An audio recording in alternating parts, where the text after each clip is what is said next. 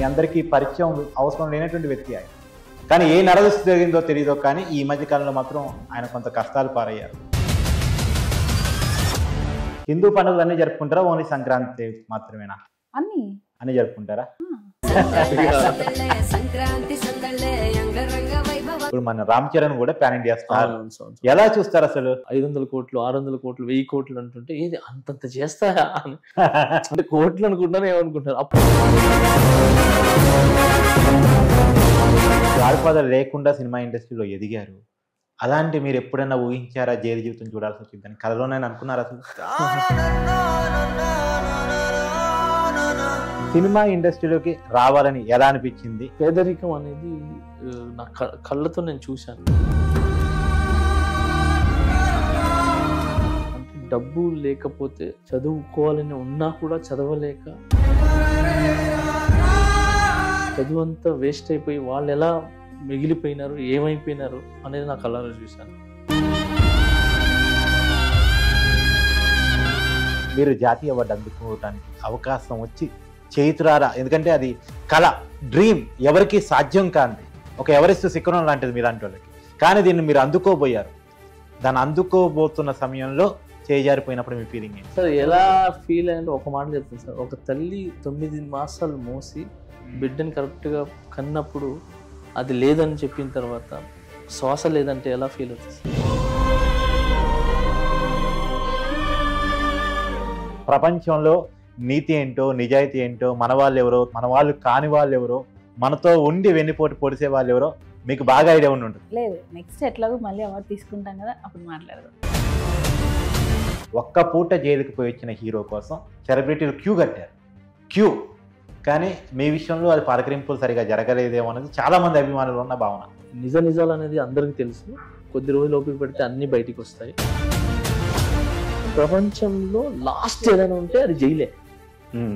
ఇంకా దాని తర్వాత ఇంకేదైనా ఉంటే 6 అడుగులు. జానీ మాస్టర్ దగ్గర అమ్మాయిలు అంటే రకరకాల నడిచినాయి కాబట్టి, అంటే అన్నం పెట్టిన చేతుల్ని కొంతమంది నరికేసే విధంగా లేకుండా వాళ్ళ సక్సెస్ ని ఇప్పుడు ఇవన్నీ జరుగుతున్న టైంలో తెలియకుండానే జరిగిపోయింది. దీని వెనకాల ఉన్నది ఎవరు? తుఫాన్ వచ్చే ముందు సైలెన్స్ అయిపోతుంది మొత్తం. అందుకే ఈ సైలెన్స్. హాయ్, హలో, నమస్తే. నేను మీ కట్టా కార్తిక్. ఈ సంక్రాంతికి మీరెవరు ఊహించని గెస్ట్ నేను పట్టుకొచ్చాను. ఆయన గురించి చాలా వీడియోలు చేశాం, కానీ ఇవాళ ఆయన్నే మీ ముందు తీసుకొచ్చి కూర్చోబెట్టారు. నిజానికి చాలా కష్టపడి ఏ గాడ్ఫాదర్ లేకుండా ఎదిగిన వ్యక్తి ఆయన. మీ అందరికీ పరిచయం అవసరం లేనటువంటి వ్యక్తి ఆయన. కానీ ఏ నరదృష్టి జరిగిందో తెలియదో కానీ ఈ మధ్యకాలంలో మాత్రం ఆయన కొంత కష్టాలు పారయ్యారు. సో ఆయన కష్టాలకు కారణం ఏంటి, వాస్తవాలు ఏంటి, రెండోది ఆయన కెరియర్ రాబోయే కాలంలో ఎలా ఉండబోతుంది, సంక్రాంతి పండుగని ఆయన కుటుంబం ఎలా జరుపుకోబోతున్నారు, అన్ని విషయాలు తెలుసుకునే ప్రయత్నం చేద్దాం ఉన్నాం. నాతో ఉన్నారు Johnny master, Sumalatha madam. Madam నమస్కారం. నమస్కారం. ఎలా ఉన్నారు? మీకు ముందుగా సంక్రాంతి శుభాకాంక్షలు. యాక్చువల్ నెల్లూరుకి వెళ్తాము. నేను నెల్లూరుకి వెళ్తాను సార్ బేసిక్లీ. ఎప్పుడు అక్కడే చేసుకుంటా సంక్రాంతి. ఎప్పుడు మీరు కూడా జరుపుకుంటారు? నేనే అక్కడికి వెళ్తాను అన్నమాట. నేను తన ఇద్దరు. యాక్చువల్గా నేను అడగదలుచుకున్న సుమలత గారు మేడం గారు జరుపుకుంటారని అడగదలుచుకున్నాను, కానీ ముందే మీరు నేను కూడా జరుపుకుంటాను అని చెప్పేసి అన్నారు. అసలు జరుపుకునేది నెల్లూరుకి వెళ్ళేది అక్కడ ఏట్ల పండుగ అని జరుగుతుంది. జాతర బాగా పెడతారు. లాస్ట్ టైం తల మీద పెట్టుకొని బోనాలు లాగా చేస్తారు కదా, అక్కడ చాలా బాగా చేస్తారు. అంటే కాదు మేడం, ఇక్కడ హిందూ పండుగలు అన్నీ జరుపుకుంటారా? ఓన్లీ సంక్రాంతి మాత్రమేనా? అన్ని జరుపుకుంటారా? మీరు ఎలాంటి అభ్యంతరం చెప్పారు? ఎందుకు ఈ పర్టికులర్ నొక్కి అడుగుతున్నా అంటే, గతంలో జానీ మాస్టర్ గారి మీద తెలియని వాళ్ళు, తెలిసిన వాళ్ళు, ఎవరి వరకు వాళ్ళు ఇష్టం వచ్చిన ఆరోపణ చేశారు కాబట్టి అడుగుతున్నాను. అన్ని వస్తూనే ఉంటాయండి, వస్తుండే పోతుంటాయి, అన్ని పట్టించుకోవచ్చు. అలా ఏం లేదు సార్. బేసిక్లీ ఏంటంటే నేను పుట్టి పెరిగింది నెల్లూరు సార్. సో ఒక 6 years నేను ఇందుకురుపేట కొత్తూరు అని చెప్పి కొత్తూరులో ఉన్నాను అనమాట. అక్కడ అసలు ఇంత కూడా ఫీలింగ్స్ హిందూ, ముస్లిం, క్రిస్టియన్ ఆ ఫీలింగ్సే ఉండవు సార్ అక్కడ. అవును, కులాలు మతాలు అలాంటి ఫీలింగ్సే ఉండవు సార్. మన తెలుగు నేల మీద లేవరండి జనరల్గా. సో అక్కడైతే చాలా అసలు పల్లెటూరు సార్ అది. మేము వెళ్ళినప్పుడు అసలు నేను 6 years ఉన్నాను కదా, చాలా పల్లెటూరు వాతావరణం అంతా. నేను పెరిగిందంతా కూడా అక్కడే. కొంచెం బాగా అంటే ఏ ఇంటికి పోయినా కూడా సొంత బిడ్డలాగా చూసుకునేవాళ్ళం. ఓకే. ఊరే కొత్తూరు అనేది చాలా ఏమంటారు, ప్రతి ఇల్లు అక్కడ తన మన అనేది చూపించే సార్, మొత్తం మన వాళ్ళే, ఓకే. సో మన బిడ్డలే మన పిల్లలే అనే ఒక ప్రేమని చూపిస్తారు అక్కడ. Okay. అంతా ప్రతి కుటుంబం, ప్రతి ఇల్లు కూడా, ప్రతి గడప కూడా ఆహ్వానిస్తుంది, ప్రేమిస్తుంది సార్ అక్కడ. ఓకే. సో అలాంటి వాతావరణంలో నేను పెరిగాను. ఒక 6 years 7 years ఉన్నాను అక్కడ నేను. చాలా ప్రేమ ఆప్యాయత అక్కడ. అన్ని పండుగలు చేస్తాం సార్ అక్కడ. అన్ని అక్కడ ఏమంటారు మన 2 ఉంటాయి అన్నమాట ఇటు సైడ్. దాని పేర్లు మర్చిపోయినాను చిన్నప్పుడు. అంటే మీ కుటుంబ నేపథ్యం సార్ యాక్చువల్ గా సార్ మధ్యతరగతి కుటుంబమా లేక ఏంటి? మీ నాన్నగారు ఏం చేస్తారు సార్? మా నాన్నగారు lorry driver sir. Lorry driver first ఉన్నింది.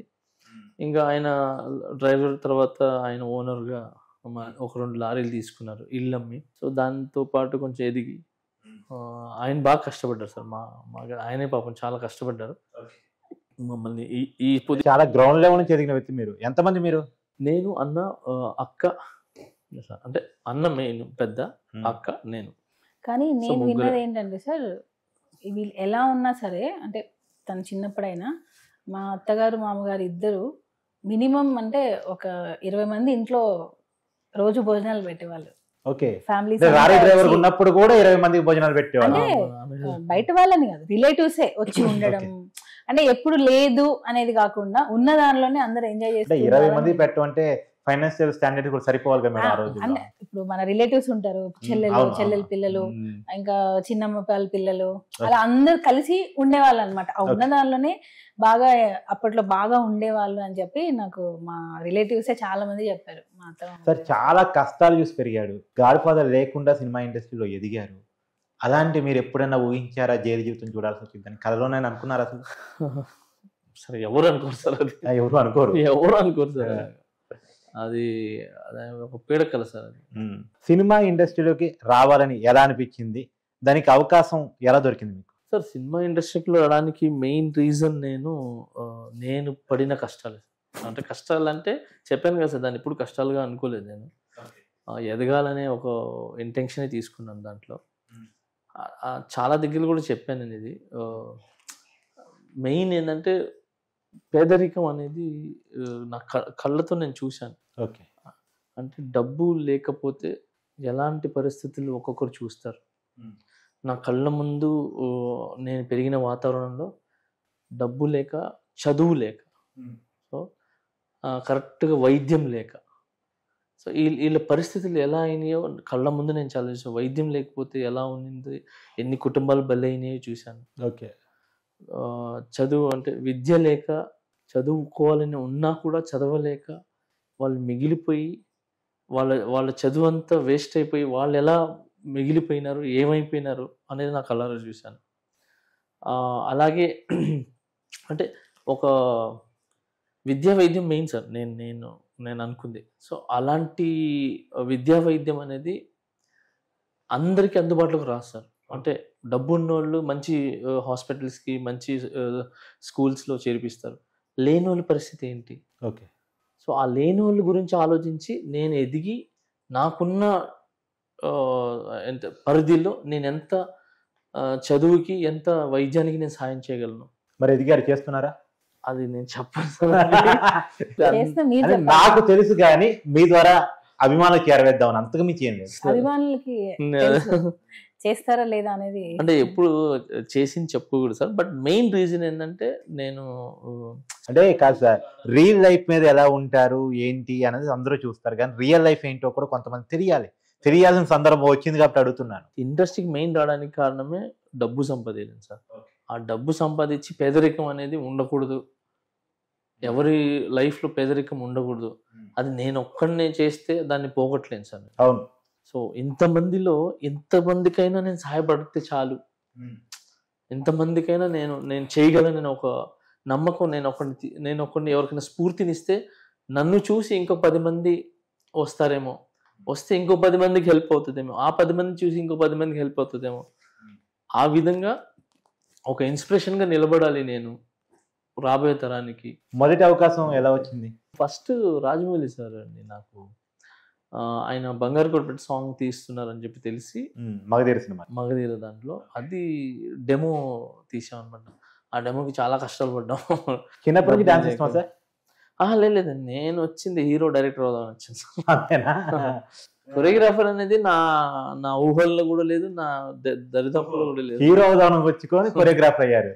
సో మెయిన్ అంటే హీరో అనే డ్రీమ్, హీరో అయ్యి ఒక సినిమా స్క్రీన్ మీద చూసుకోవాలి, ఓకే, అది కూడా హిట్ సినిమా తీసి చూసుకోవాలి. ఇప్పటికైనా ఉందా హీరో అవుదామని? సార్ నేను ఆల్రెడీ ఒక సినిమా చేస్తున్నాను. చూస్తున్నారా? ఒక సినిమా రన్నర్ అనే సినిమా ఒకటి చేస్తున్నాను. ఏం సినిమా సార్? రన్నర్. సో నడుస్తుంది, అది ఒక షెడ్యూల్ అయిపోయింది, ఇంకా నడుస్తుంది. అది ఎప్పటికి రావచ్చు?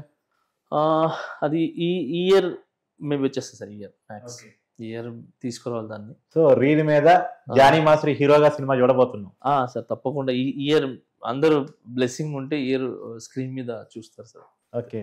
యాక్చువల్లీ ఇందా మీరు అది కొరియోగ్రఫీ అడిగారు కదా, డెమో చేసింది వచ్చి రాజమౌళి గారిది. అప్పుడు చూసారు ఆయన ఫస్ట్ సాంగ్ చేసింది వచ్చి నితిన్. అదే రాజమౌళి గారి దగ్గర ఆ డెమో తీసుకుపోయి చూపించాను. రాజమౌళి సార్ చాలా మెచ్చుకున్నారు. దాని తర్వాత అవకాశం ఇస్తా అని చెప్పి ఆ సినిమాలో బాగా ట్రై చేశారు. అది కుదరక క్లైమాక్స్ సాంగ్ ఒకటి అనుకున్నారు. అది సినిమా లెంత్ అని ఉండటం వల్ల ఆ పాట షూట్ చేయలేకపోయినారు. బట్ సెకండ్ ఏ సినిమా చేసినా ఎవరు హీరో అయినా కూడా నేను నీకు సాంగ్ ఇస్తానని చెప్పారు. అదే విధంగా మాట నెరవేర్చుకున్నారు ఆయన. మొదటి అవకాశం చేజారిపోయిన తర్వాత అవకాశం. సో ఈ లోపల నాకు నితిన్ గారు ఈ డెమో చూసి నాకు నితిన్ గారు అవకాశం ఇచ్చారు. Okay okay. ద్రోణ సినిమాలో ఏమ్మా సాంగ్. సో కుమార్ గారు డైరెక్టర్ అండ్ ప్రొడ్యూసర్ వచ్చి మన జిఎస్ రావు గారు అనుకుంటాను. జిఎస్ రావు గారు. సో జానీ మాస్టర్ కి మొదటి అవకాశం ఇచ్చింది నితిన్ గారు. తర్వాత ఇంకా చేసుకుంటూ వస్తున్నాను స్ట్రగుల్స్. తర్వాత నాకు సునీల్ గారు కూడా చాలా రోజులు ఆయన 2-3 సాంగ్స్ చేసి అప్పుడు ఇంట్లో గడవడానికి, సో ఇవన్నీ కూడా అంటే వర్క్ చేస్తేనే డబ్బులు వస్తాయి, దాని తర్వాత మనం సర్వే చేయగలం. సో అలాగా నితిన్ మన చరణ్ మన ఏమంటారు ఇదే సునీల్ గారు దాంట్లో కూడా మర్యాదరమ్మన్న అయిపోయిన తర్వాత అప్పల్ రాజు అని చెప్పి, తర్వాత పూల్ రంగుడు అనే సినిమా, వరుసగా 3 సినిమాలు వచ్చినట్టు. సో ఈ విధంగా నితిన్ సారి కూడా ద్రోణ, రెచ్చిపో, తర్వాత అజ్ఞాత్ అనే హిందీ సినిమా. సో వెంటనే కూడా నాకు నితిన్ గారు అండ్ సునీల్ గారు ఇస్తూ వచ్చారు. బట్ నాకు చేస్తున్నాను వస్తుంది కానీ ఎక్కడో ఒక ఏమంటారు వావ్ ఒకటి బాగా పేలాలి కదా. సో వెయిట్ చేస్తుంటే అప్పుడు చరణ్ సార్ నన్ను పిలిపించి. ఎలా పరిచయం ఏర్పడింది రామ్ చరణ్ గారితో? నేను అదే బంగారు గొప్పటి సాంగ్ చేస్తున్నప్పుడు వెళ్ళాను కదా, అప్పుడే నా డెమో చూపించిన తర్వాత ఆయన చూసి అబ్బాయితో చేయించుకుందాం బాగా చేశారని చెప్పి అప్పుడు అనుకుంటే కుదరలేదు. దాని తర్వాత మళ్ళీ రచ్చ షూట్ జరిగేటప్పుడు నేను వెళ్ళి కలిసాను అనమాట. రచ్చ తర్వాత ఆరెంజ్ సినిమా ముందు మగధీర తర్వాత ఆరెంజ్ సినిమాకి కూడా నేను వెళ్ళి కలిస్తే అప్పుడు సారీ జానీ సాంగ్స్ అన్నీ అయిపోయినాయి, లాస్ట్లో క్లైమాక్స్ జరుగుతుంది వచ్చావు, నెక్స్ట్ సినిమా ఏదున్నా రండి కలవండి అని చెప్పారు. ఓకే సార్ అని వచ్చిన తర్వాత నాకు రచ్చ దానికి వెళ్ళినప్పుడు ఆయన రిసీవింగ్ ఎట్లుంటుంది సార్ రామ్ చరణ్ గారి? చాలా బాగుంటుంది. న్యూ పర్సన్ ఇప్పుడంటే ఓకే, న్యూ పర్సన్ గా వెళ్ళినప్పుడు మొదట్లో నేను ఫస్ట్ వెళ్ళినప్పుడు కూడా నేను ఎవరో తెలియనప్పుడు కూడా చాలా ఆప్యాయంగా దగ్గరికి తీసుకొని పిలిచి మరి ఏంటమ్మా ఏంటి అని అడిగితే, లేదు సార్ నేను ఫలానా టైంలో బంగారు పెట్టి సాంగ్ డెమో చేశాను కదా, ఇప్పుడు సాంగ్ గురించి ఆ డెమో చేసింది మీరేనా కదా, సరే వచ్చి కార్లో కూర్చోండి అని చెప్పి మన క్యారీవ్యాన్లో కూర్చోబెట్టారు. వచ్చి చాలాసేపు మాట్లాడి మనం కంపల్సరీ చేస్తున్నాము ఈ సినిమాలు అని చెప్పి అప్పుడు రచ్చలో నాకు అవకాశం ఇచ్చారు. ఓకే. సో అది సూపర్ గుడ్ దాంట్లో తీశాను. అది అక్కడి నుంచి నాకు అక్కడ మేనేజర్ అప్పారావు గారు, సో చాలా మంది నాకు హెల్ప్ చేశారు అక్కడ ఉన్న. ఇప్పటికీ రామ్ చరణ్ కి ఇష్టమైన కొరియోగ్రాఫర్ ఎవరంటే జానీ మాస్టర్ అంటారు. అందరికి ఇష్టమే సార్, నేను అలా ఏం లేదు సార్, అందరికి ఇష్టమే. అంటే చరణ్ అన్నగా అని కాదు, ఆల్మోస్ట్ నేను వర్క్ చేసిన ప్రతి ఒక్కరు నన్ను ఇష్టపడతారు సార్. అందరికి ఇష్టమే, అందరూ ఇష్టమే, కానీ ఎక్కడో చిన్న పొరపాటు మాత్రం ఉంది. మీరు జాతీయ అవార్డు అందుకోవటానికి అవకాశం వచ్చి చేతురారా, ఎందుకంటే అది కళ, డ్రీమ్, ఎవరికి సాధ్యం కాంది, ఒక ఎవరెస్ట్ శిఖరం లాంటిది మీలాంటి వాళ్ళకి. కానీ దీన్ని మీరు అందుకోబోయారు. దాన్ని అందుకోబోతున్న సమయంలో చేజారిపోయినప్పుడు మీ ఫీలింగ్ ఏంటి? అంటే ఎవరైనా కష్టపడేది ఆ స్థాయికి ఎదగాలని, అది పీక్స్. సార్ ఎలా ఫీల్ అయ్యంటే ఒక మాట చెప్తాను సార్, ఒక తల్లి 9 మాసాలు మోసి బిడ్డని కరెక్ట్గా కన్నప్పుడు అది లేదని చెప్పిన తర్వాత శ్వాస లేదంటే ఎలా ఫీల్ అవుతుంది సార్? అంతకుమించి మీ ఫీలింగ్ మేడం ఆ పర్టికులర్ సమయంలో? నాకైతే వచ్చేసిందండి, నేనైతే తీసుకున్న ఫీల్లోనే ఉన్నా. నేను అంటే ఇప్పుడు మాస్టర్కి వచ్చింది కాబట్టి ఆయన ఫీలింగ్ ఉంటుంది, కానీ నేనైతే అది తీసుకున్న ఫీల్డ్లోనే ఉన్నా.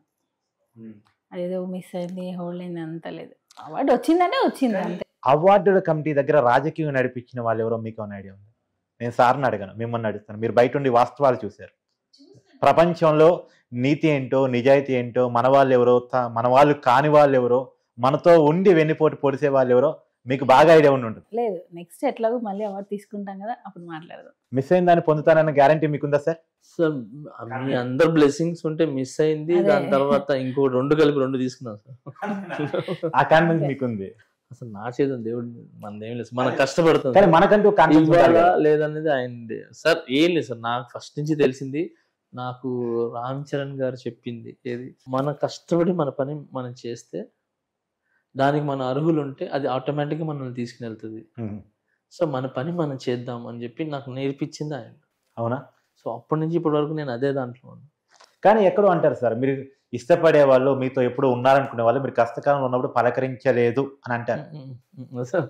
నేను అదే చెప్తున్నాను సార్, అంటే పలకరించారని ఒకలాగా, పలకరించలేదని ఒకలాగా నేను అనుకోను సార్. ఎందుకంటే ఎందుకు తెలియదు, వాళ్ళు ఎందుకు ఆగిపోయినారో నాకు తెలియదు. ఎందుకంటే ఈ మధ్య కాలంలో మీ సినిమా ఇండస్ట్రీలో జరిగిన ఒక సంగతి చెప్తాను. ఒక్క పూట జైలుకి పోయి వచ్చిన హీరో కోసం సెలబ్రిటీలు క్యూ కట్టారు. కానీ మీ విషయంలో అది పలకరింపులు సరిగా జరగలేదేమో అనేది చాలా మంది అభిమానులు ఉన్న భావన. అలా ఏం లేదు సార్, చాలా మంది ఫోన్ చేశారు సార్, ఫోన్ చేసి మాట్లాడారు సార్. డైరెక్టర్లు, ప్రొడ్యూసర్లు, హీరోలు అందరూ ఫోన్ చేశారు. ఏమంటారు, అందరు వాస్తవం నిజాలు అనేది అందరికి తెలుసు. సో కొద్ది రోజులు ఓపిక పెడితే అన్ని బయటికి వస్తాయి. So all is well. దీన్ని గతంలో ఇది ఒక ఏమంటారు, ఒక స్పీడ్ బ్రేకర్ లాగా అనుకొని, సో నీ లైఫ్ మీద కాన్సన్ట్రేట్ చేసి ఎవరు మన ఎవరు తన అని చూసుకొని యూ జస్ట్ కాన్సన్ట్రేట్. మీకు తెలియంది కాదు, మన దేశంలో లాబింగ్ అనేది చాలా గట్టిగా ఉంటుంది.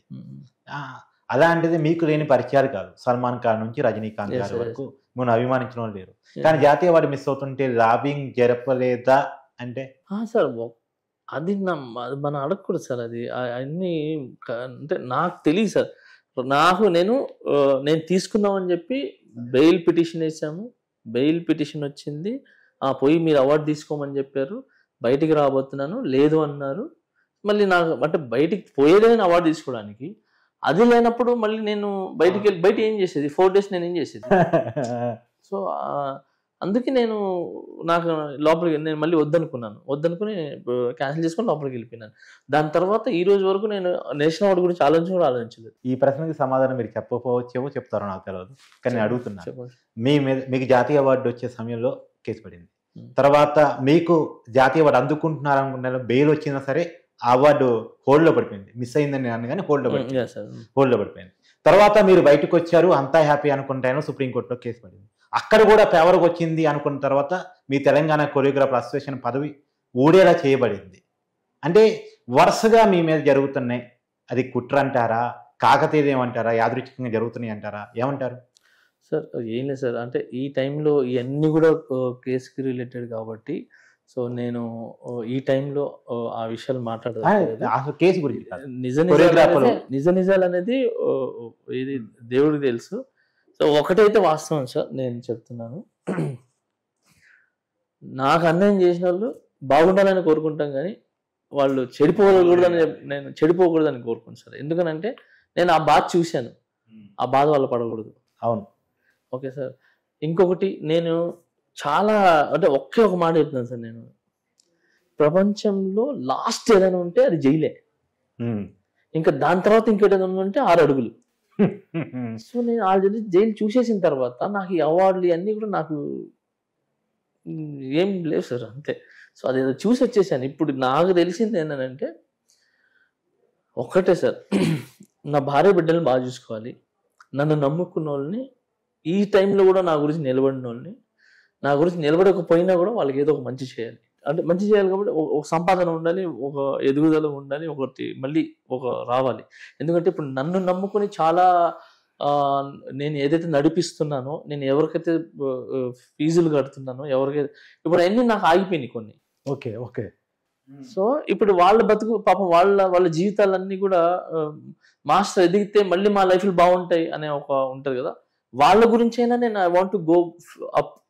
సో ఇప్పుడు మీకోసం కాదు, మిమ్మల్ని నమ్ముకున్న వాళ్ళ కోసం అంటారు. అవును సార్, ఇప్పుడు నన్ను నమ్ముకునే కదా సార్ చాలా మంది ఫీజులు కట్టాము, వాళ్ళ చదువులు జరుగుతున్నాయి, హాస్పిటల్స్ లో జరుగుతున్నాయి, ఇంకేదో జరుగుతున్నాయి. ఇప్పుడు వాళ్ళందరూ కూడా ఇప్పుడు సడన్ వాళ్ళకి కావాలి, ఫర్దర్ గా కావాలి అని అంటే ఇప్పుడు నా ఇన్కమ్ ఆగిపోయింది అనుకోండి సార్, వాళ్ళకి చేయలేను. ఓకే, దేవుడు చేస్తాడు, ఏంటి ఎవరి ద్వారానే చేస్తాడు, బట్ ఆ ద్వారా నేనే ఉండాలనుకుంటున్నాను. జానీ మాస్టర్తో మీ పరిచయం గురించి ఒక మాట. పరిచయం తెలిసిందే, లవ్ మ్యారేజ్, లవ్ చేశాను, ఇష్టపడ్డాను, పెళ్లి చేసుకున్నాను.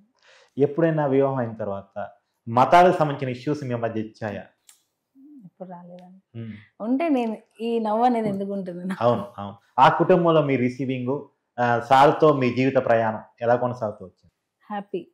ఇప్పుడు లవ్ మ్యారేజ్ అన్నాక స్టార్టింగ్ లో ఉంటాయి, ఎందుకంటే వద్దనడం అవన్నీ కామన్. తర్వాత పిల్లలు పుట్టిన తర్వాత ఆటోమేటిక్గా వాళ్ళే వచ్చేస్తారు. సో మా మదర్ సైడ్ నుంచి అయినా అత్తగారి సైడ్ నుంచి అయినా ఎటువంటి ప్రాబ్లం లేదు.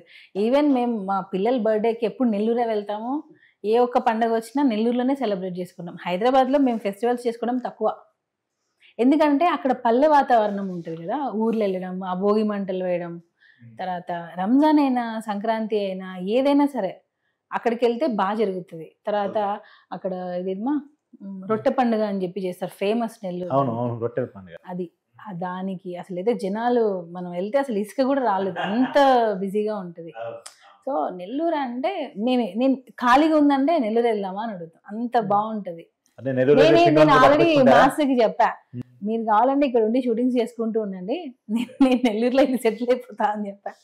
అంటే పిల్లలు తీసుకొని వెళ్తే ఎందుకో అట్లాంటి అట్మాస్ఫియర్ బాగుంటది అని. నెల్లూరు పోయి పిండి వంటలు పట్టుకొస్తారు, పంపిస్తారు, ఊరి నుంచి పంపిస్తారు. అంత ఎక్కువ అంటే తింటాము, కాకపోతే అక్కడికి వెళ్ళి ఎంజాయ్ చేయడం వేరు, ఇక్కడ ఉండి ఎంజాయ్ చేయడం వేరు. మీ పిల్లల గురించి? బాబు 7th క్లాస్, పాప 2nd class. Happy family, happy life, బాగుంది. కష్టాలు అనేవి అందరికీ వస్తాయి. ఆ కష్టాలు పిల్లల గురించి ప్రత్యేకంగా చెప్పిపోయాం మనం, ఎందుకంటే మీరు కూడా ఒక ఇంటర్వ్యూలో మొన్న మధ్య చెప్పారు, వాళ్ళకి నేను యాడ్సప్ చెప్పాలి, వాళ్ళ మెచ్యూరిటీకి నేను ప్రత్యేకించి ధన్యవాదాలు చెప్పాలని. వాళ్ళ గురించి నేను ఎంత చెప్పినా తక్కువే. అసలు ఈ ఏజ్లో అంటే నాకు ఒక రకంగా అదృష్టం అని చెప్పాలి. ఇద్దరు చాలా బాగా అర్థం చేసుకుంటారు.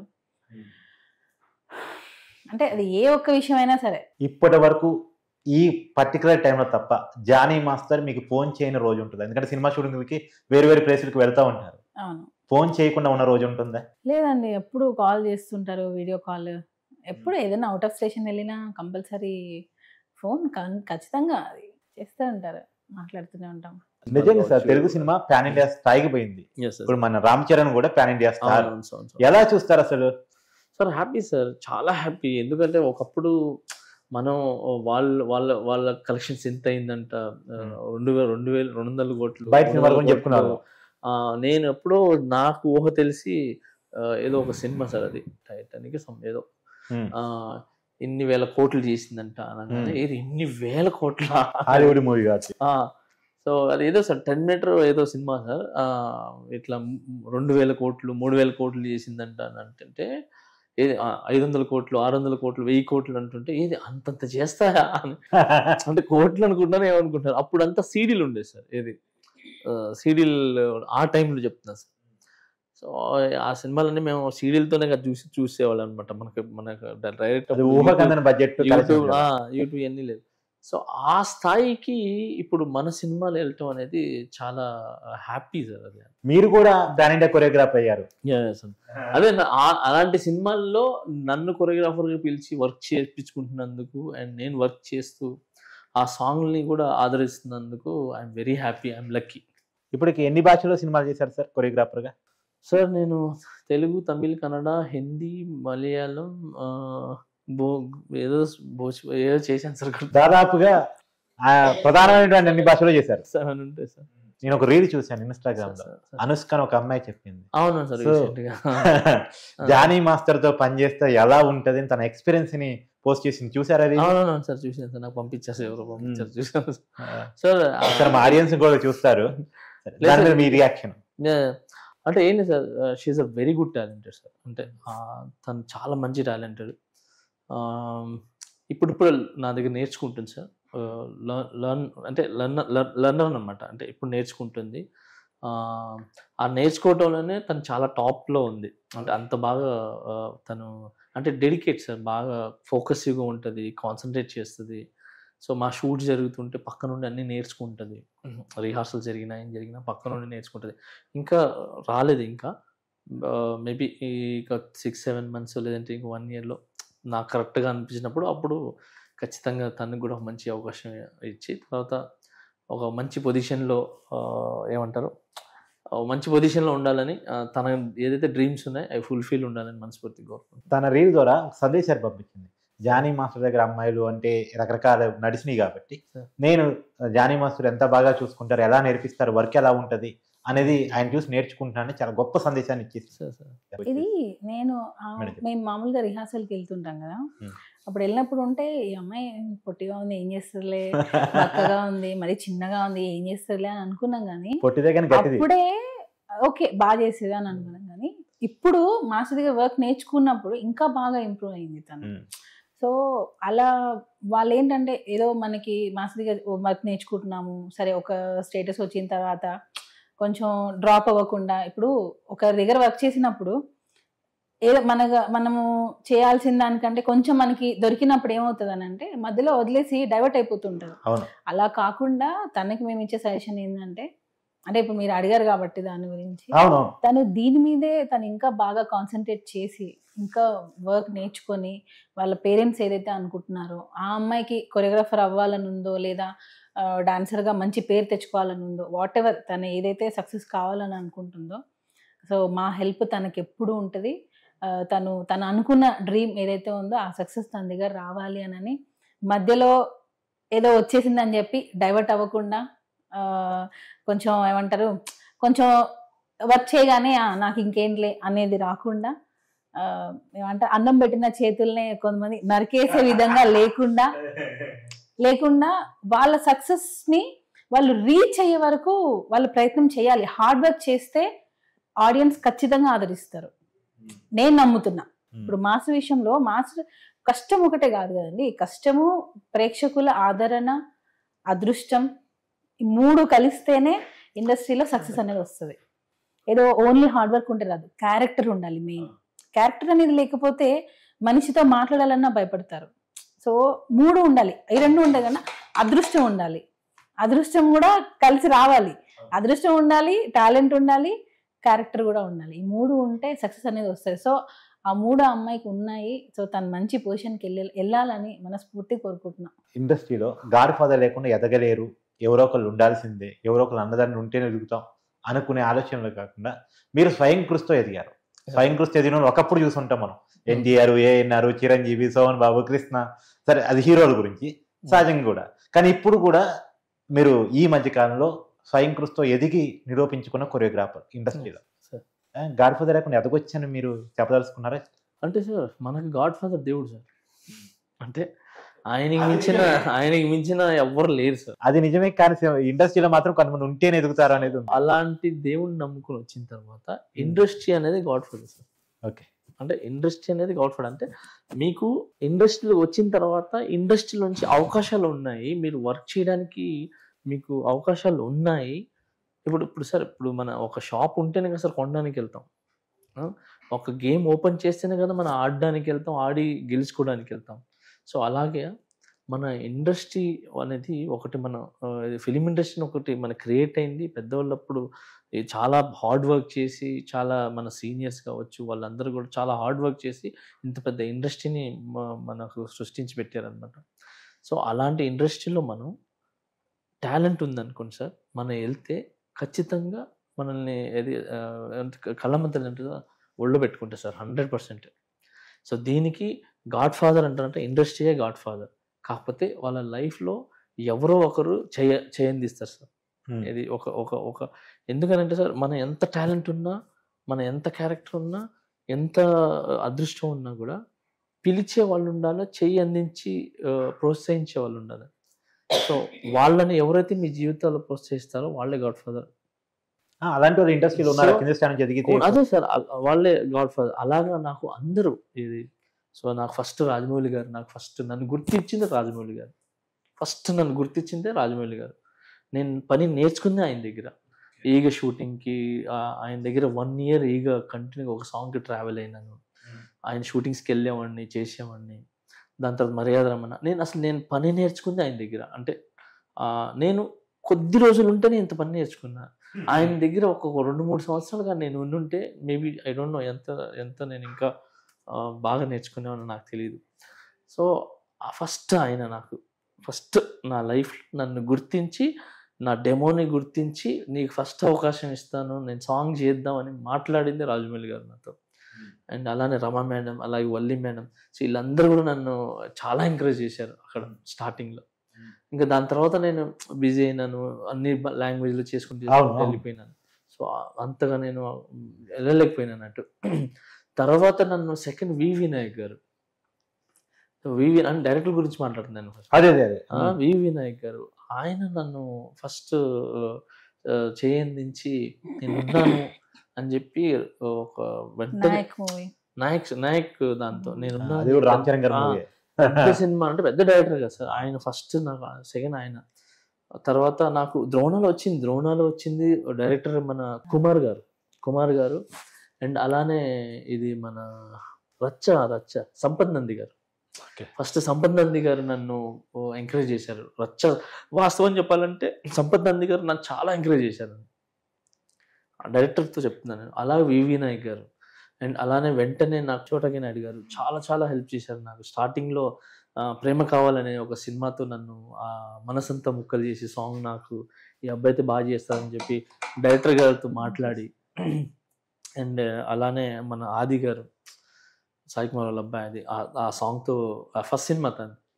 సో ఇలాగ చాలా మంది ఉన్నారు సార్. కొంచెం వచ్చిన తర్వాత నన్ను త్రివిక్రమ్ సార్. సో ఆయన నిజంగా చెప్తున్నాను, ఆయన చాలా నా లైఫ్లో మా తండ్రి గారు ఎంత నన్ను బాగా చూసుకున్నారో అంత బాగా చూసుకుంది త్రివిక్రమ్ గారు. సూపర్. ఆయన నన్ను చాలా అంటే ఇంటి బిడ్డలాగా నన్ను చూసుకొని మంచి చెడు చేసి కరెక్ట్ టైంలో నాకు కరెక్ట్ సాంగ్స్ పాడి, ఆ సాంగ్లు కూడా నాకు ఆయన ఇచ్చి, ఆయన సినిమాలో నేను చేసుకున్న అన్ని సాంగ్స్ అన్ని మంచి హిట్ సాంగ్. జూలై నీ ఇంటికి ముందు గేటు, ఓ మధ్య దగ్గర నుంచి తీసుకొని వచ్చారు.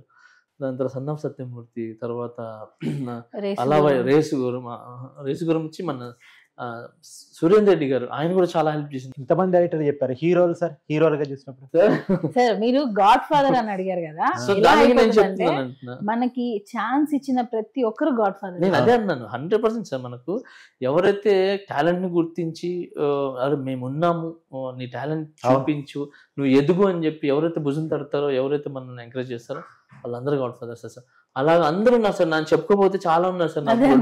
ఇంతమంది గాడ్ ఫాదర్ ఉన్నారు, ఒక డైరెక్టర్ కి ఒక హీరోకి మీరంటే పాప్ అని టాక్ బయట. ఎవరు సార్ అలా అయినా సార్, అందరూ ప్రేమిస్తారు, ఇష్టపడతారు సార్. అలా ఓకే, అవన్నీ ఏమో సార్, అవన్నీ కూడా ఏమంటారు అనుకుంటా ఉంటారు, బట్ అలా ఏం లేదు సార్, అందరూ కలిసి ఉండాలి సార్. సరే, మీ పార్ట్ 2 జర్నీని ఇండస్ట్రీ ఎలా రిసీవ్ చేసుకుంటుంది? గతంలో ఎలా రిసీవ్ చేసుకున్నారు, అన్నని రిసీవ్ చేసుకుంటున్నారా? ఏమన్నా తేడా కనపడుతుందా? సార్ పార్ట్ 2 ఏం లేదు సార్, పార్ట్ 1 సార్ ఇది. కాకపోతే గ్యాప్ మధ్యలో వచ్చింది. అలా ఏం లేదు సార్, నిద్రపోతూ ఉన్నాము, ఒక పీడకల వచ్చింది, లేచాము. పీడకల తర్వాత లేచి మళ్ళీ కొత్త జర్నీ స్టార్ట్ చేశారు కదా, మళ్ళీ అదే దానిలో నెక్స్ట్ డే మార్నింగ్ అంతే. ఏం లేదు సార్, అలా ఏం లేదు. అందరు ఫోన్ చేశారు, అందరు మాట్లాడారు, అందరు ఎంకరేజ్ చేశారు. And all directors, all producers, all heroes, cameramens. సరే, మీరు బయటకు వచ్చిన తర్వాత రామ్ చరణ్ మొదటి కాల్ చేసినట్టు మాకు తెలుసు. నిజమో కాదో మీరే చెప్పాలి, చేసి ఏమన్నారు సార్? అదే సార్, నేను ఏదైతే చెప్పాను అదే సార్. ఏం లేదు, హెల్తీగా ఉండు, హెల్త్ మీద కాన్సన్ట్రేట్ చేయి, ఇదంతా డిస్టర్బెన్స్ ఏదైతే ఉందో దాని మీద ఏం కాకుండా ఫ్యామిలీతో కొంచెం బయటికి వెళ్ళి ఫ్యామిలీని బాగా చూసుకో, ఫ్యామిలీతో ఉండు, తర్వాత వర్క్ మీద కాన్సన్ట్రేట్ చేయి. జనసేనలోనే ఉన్నారా? సార్ నేనైతే జనసేనలో ఉన్నాను సార్, ఎక్కడ పోలేదు సార్. అంటే వాళ్ళు కొన్నాళ్ళు మిమ్మల్ని పెండింగ్ లో పెట్టారు కదా సార్? జనసేనలో ఉన్నాను సార్, జై జనసేన సార్. అంతేనా? అంతే సార్. అంటే ఇంకొకటి కూడా నేను అంటే పవన్ కళ్యాణ్ గారు ఎమ్మెల్యే గారు కూడా కాదు, అప్పుడు కష్టకాలంలో ఉన్నారు. జనసేన ఫైటింగ్ చేస్తుంది, పవన్ కళ్యాణ్ గారు చాలా బిగ్ ఫైట్ చేస్తున్నారు. ఆ టైంలో మీరు జనసేనలోకి వెళ్ళారు. నిజానికి మీకు జగన్ గారికి శత్రుత్వం ఉందో లేదో నాకు తెలియదు, కానీ పవన్ కళ్యాణ్ గారి ప్రేమతో మాత్రం వెళ్ళారు. నాకు మిగతా విషయాలు తెలియదు, ఏదో ఉంటే మీరే చెప్పారు. శత్రుత్వాలు ఎవరు తెలియదు సార్, ఒక పార్టీ రాజకీయంగా నేను అంటే అదే సార్. శత్రుత్వం ఎవరికి లేదు సార్. ఎవరు శత్రుత్వం పెట్టుకొని రాజకీయాల్లోకి వెళ్ళరు సార్. ఒక పార్టీ నచ్చుతుంది, ఆ పార్టీలోకి వెళ్తే సామాజిక న్యాయం జరుగుతుంది, లేదంటే అందరికీ న్యాయం జరుగుతుంది, లేదంటే ఆ పార్టీ ద్వారా మనం అనుకునే సహాయం చేయొచ్చు. ఇలాంటిది ఏదైనా అనుకుంటే ఎవరికి ఏ పార్టీ నచ్చుతుందో ఆ పార్టీని చూస్ చేసుకొని వెళ్తారు. నాకేంటంటే నేను ఇప్పటి నుంచి కాదు సార్, నేను ఈ కామన్ మ్యాన్ ప్రొడక్షన్ ఫోర్స్ ఎప్పుడైతే ఉందో అప్పటి నుంచి నేను ఒక నెంబర్ని సార్. ఇది కళ్యాణ్ అన్న ఎప్పుడైతే ఈ కామన్ మ్యాన్ ప్రొడక్షన్ ఫోర్స్ పెట్టారో దాని నుంచి నేను నెంబర్ని అప్పటి నుంచి. సో అది కాస్త ఇప్పుడు జనసేన అయింది సార్. ఈ మధ్య కాలంలో పవన్ కళ్యాణ్ గారితో మాట్లాడే ప్రయత్నం చేశారా, మాట్లాడారా? సార్ నేను ఇంకా ఆయన బిజీగా ఉన్నారు సార్, ఆయన దాంట్లో ఆయన బిజీగా ఉన్నారు, చేస్తున్నారు. సో నేను కూడా నా వర్క్, నా రిహార్సల్స్, నా అన్ని కూడా బిజీగా ఉన్నాను సార్.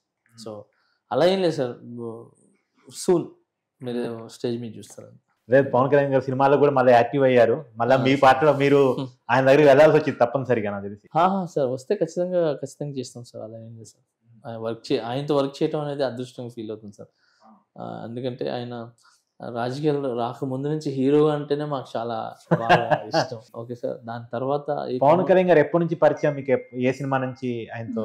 సార్ ఎక్కడ నెల్లూరు నుంచి నాకు ఇది సార్. బట్ నేను ఆయనకి అంటే నెల్లూరు నుంచి పరిచయాలు ఉన్నాయి. అంటే నేను చిన్నపిల్లని సార్, నెల్లూరులో ఎంత చిన్నపిల్లని సార్. అప్పటి నుంచి మేము ఒక చిరంజీవి గారి తమ్ముడు అని చెప్పి లీలామహల్ సెంటర్ దగ్గర వచ్చి మన విఆర్సి కాలేజీలో చదివే వాళ్ళం, అదంతా ఉండేది. అప్పుడు మేము చిన్నపిల్లలు సార్. సో అక్కడి నుంచి ఆయన్ని చూస్తూ ఆయన చేస్తూ పెరిగి ఎప్పుడెప్పుడైనా ఒకసారి ఇదంతా మాకు తెలిసింది, ఆల్రెడీ చెప్పిన అనేది అక్కడి నుంచి నాకు వచ్చి. బట్ ఇండస్ట్రీకి వచ్చిన తర్వాత నేను చెప్పాను, నేను ఫలానా ఇట్లా నేను అక్కడ ఉన్నాను, ఇది నెల్లూరు మంది ఇది అంటే, ఓహో అవును, అదే ఎలా ఉన్నావు, బాగున్నావు, నాకు గుర్తుంది అని చెప్పి ఆయన మాట్లాడి, ఇంకా అక్కడి నుంచి ఆ సినిమాల్లో ఎలా ఉండాలి, ఎలా వెళ్ళాలి, నువ్వు ఖాళీగా ఉండకు, అంటే హీరో డైరెక్టర్గా నువ్వు చేయాలనుకున్నావు, కళ్యాణ్ అంతా సినిమా చేయాలనుకున్నావు. ఓహో, కళ్యాణ్ గారితో సినిమా చేద్దాం అనుకున్నారు. సో ఆ డైరెక్షన్ చేయాలనుకున్నా కాబట్టి కొంచెం బిజీగా ఉన్నాము. సో ఈ బిజీ డేట్స్ అన్నీ ఖాళీగా లేవు. ఈ టైంలో మీరు ఖాళీగా ఉండకుండా ఇంకేదైనా చేయండి. సో ఈ లోపల మీరు అనుకునే అందుకోవచ్చు అని చెప్పి ఆయన ఇచ్చే సజెషన్స్. సో ఆ టైంలో మేము కొరియోగ్రాఫర్గా బంగారు గోబెట్ సాంగ్ పెట్టడం, ఇంకా ఆ త్రూ మనం వెళ్ళటం. సో ఈ విధంగా నా లైఫ్ జర్నీ స్టార్ట్ అయింది. బట్ కళ్యాణ్ అన్నం నాకు ఫస్ట్ నుంచి ఒకటే చెప్పేవాళ్ళు, ఏది చేసినా హానెస్ట్గా ఉండు, హానెస్ట్గా చేయి, focus on your work. So అదే నిన్ను మంచి పొజిషన్ తీసుకెళ్తుంది. ఇప్పుడు సినిమాల్లోనే ఇంకా యాక్టివ్గా ఉంటారా, పాలిటిక్స్లో కూడా మళ్ళీ యాక్టివ్గా వెళ్తారా? సార్ నాకు పాలిటిక్స్ అంటే చాలా ఇష్టం సార్. నేను చెప్పి ఎప్పటి నుంచి నాకు పాలిటిక్స్ అంటే. ఎమ్మెల్యేగా పోటీ చేస్తారా? అవకాశం ఇస్తే ఖచ్చితంగా చేస్తాను సార్. అవునా? సో ప్రార్థించండి సార్. ఖచ్చితంగా. అంటే ఏ పార్టీ అవకాశం ఇచ్చినా జనసేనలో మాత్రమే కావాలా? సార్ జనసేన నుంచి చేయాలనుకుంటున్నాను సార్. అంతే, ఫిక్స్డ్. Fix sir. కాకపోతే ఈ టైంలో అదే సార్, నేను ఇప్పుడున్న దానికి సార్ నేను పార్టీ కార్యకలాపాలకి కొంచెం దూరంగా ఉన్నాను కాబట్టి నేను ఎక్కువ ఇన్వాల్వ్ అవ్వట్లేదు. ఎందుకంటే నేను గౌరవిస్తున్నాను, వాళ్ళు ఏదైతే వాళ్ళ ఆదేశాలు ఉన్నాయో నేను దాన్ని గౌరవిస్తున్నాను. అందుకే ఎక్కడ మాట్లాడలేదు. బట్ ఎప్పుడు గుండెల్లో ఉంటుంది, ఎప్పుడు ఉంటుంది. సరే, ఇప్పుడు విషయానికి వస్తే ఏంటి next movies, next projects? Sir next చాలా ఉన్నాయి సార్. చెప్తే ఏంటంటే దిష్టి తగులుతుంది సార్.